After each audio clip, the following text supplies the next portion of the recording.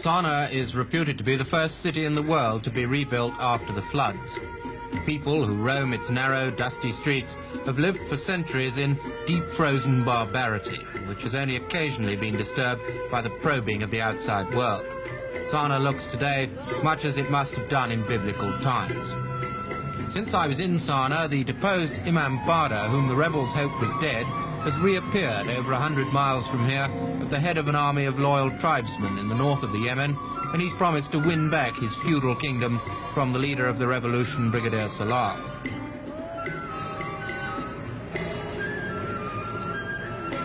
Every man who can afford a rifle carries it as a prized possession, and it's the support of these men that Salal needs for his new regime. The old Imam kept the tribes subdued by the classical method of taking hostages against their good behavior.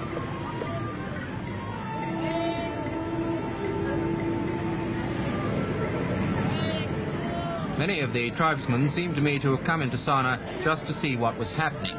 They spend much of the day chewing a mild narcotic called khat, which distends their cheeks like a ping-pong ball. The Yemen is incredibly poor, and its economy is based entirely on agriculture. Everything is done by the most primitive methods. Donkeys, for instance, are still used for threshing. It would be a problem for any government to bring the Yemen into the 18th century, let alone the 20th.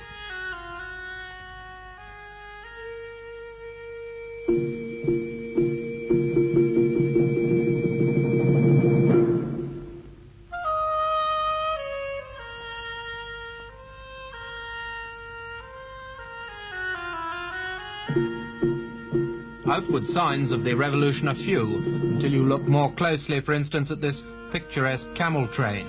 The boxes are ammunition, stamped Imam in English, and they're being carried into an arsenal now controlled by the Republicans. The revolution began at midnight on September the 26th. During the 8 days of his reign, the new Imam Bada had released the tribal hostages, freed political prisoners, and appointed Salal his commander-in-chief. This policy of appeasement proved fatally misguided. Walking through the ruins of his damaged palace, I heard the story of the revolution from the new government's spokesman. In the center of Sana, there's a square which dominates much of the city, and at midnight, 6 Russian-built tanks of the Yemeni army moved in from their barracks outside the city wall. 3 stayed in the square and 3 surrounded the palace. The Imam was telephoned and asked to surrender. He refused, and the tanks began shelling the palace. The Imam fought back until dawn, when he left through a small side door, normally used by the women. It doesn't say much for the revolutionaries, as there are only, as far as I could see, 3 ways out of the palace in all. The revolutionaries pursued the Imam for 22 days, until they lost track of him in the north. When he'd gone, the public were allowed into the palace to loot.